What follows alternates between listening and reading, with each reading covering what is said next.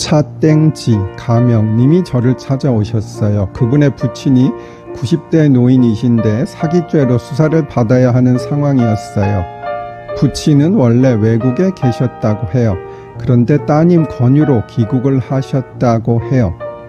사기죄는 그렇게 중해 보이지는 않았어요. 3천만 원 정도 사기였고 무죄 주장을 하는 사건이었어요. 그리고 별 전과는 없었고요. 그런데 부친은 치매도 꽤 심했고 여기저기 많이 아프셨어요. 나이를 생각하면 당연한 것이기는 하지요. 다행히 1심에서는 유죄가 선고되었지만 실형이 선고되지는 않았고 집행유예가 선고되었어요. 그런데 검사가 항소, 즉 1심 판결에 대한 불복을 했어요. 다음에서 사기죄의 구속 기준에 대해 설명드리고 또 설명 이어갈게요. 사기는 상당히 많은 범죄입니다. 그런데 어느 정도 죄를 지어야 구속이 될까요? 이것은 명확히 정할 수는 없지만 대략 3 내지 5천만 원 정도 되는 것으로 보입니다. 따라서 3천만 원 정도 사기로 기소되었다면 무죄가 나지 않는다면 구속이 될 수도 있다고 생각하고 변제 또는 합의를 하는 등 조심해야 할 것입니다.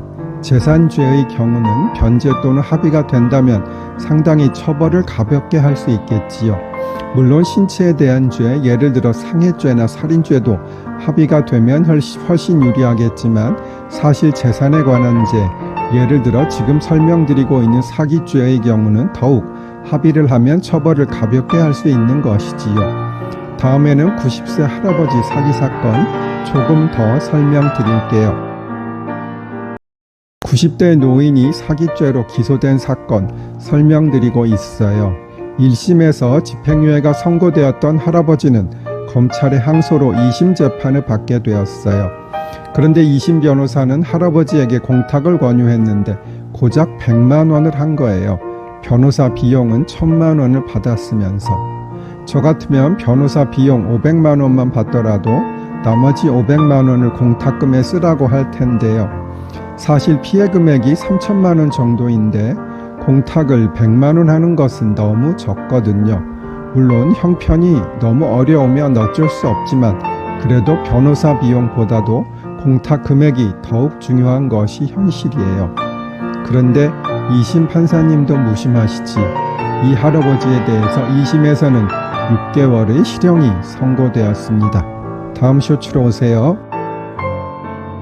90대 노인이 3천만 원 사기로 기소되었는데 2심에서 100만 원 공탁하고 실형 선고받은 사안 설명드리고 있었어요. 다만 다행히도 법정 구속은 되지 않았어요. 여기서 잠시 설명드리면 실형을 선고해도 법정 구속하는 경우가 있고 법정 구속을 하지 않는 경우가 있어요. 사실 2심에서 실형이 선고되면 보통은 법정 구속을 하는데 고령임을 감안해서 법정 구속을 하지는 않은 것으로 보여요. 상당히 이례적인 경우지요. 그런데 물론 양형은 재판부의 재량으로 하는 것이지만 저는 이 양형은 조금 부적절하다는 생각이 들긴 해요. 3천만 원이면 구속의 갈림길에 있는 정도인데 게다가 90세가 넘어서 살 날이 얼마 안 남고 병든 노인에게 실형을 선고해야 하는지, 게다가 1심에서는 실형이 선고되지 않았는데요. 90대 노인이 3천만 원 사기로 기소되었는데 2심에서 100만 원 공탁한 사례 설명드리고 있었어요. 공탁 모르시는 분들 계실 거라 간단히 다시 설명드려요. 형사사건에서는 피해자와 합의를 하면 제일 좋지만 피해자가 그것을 거부하면 강제할 방법은 없거든요. 그런데 공탁을 하면 합의보다는 못하지만 처벌을 경하게, 즉 가볍게 할 수가 있어요.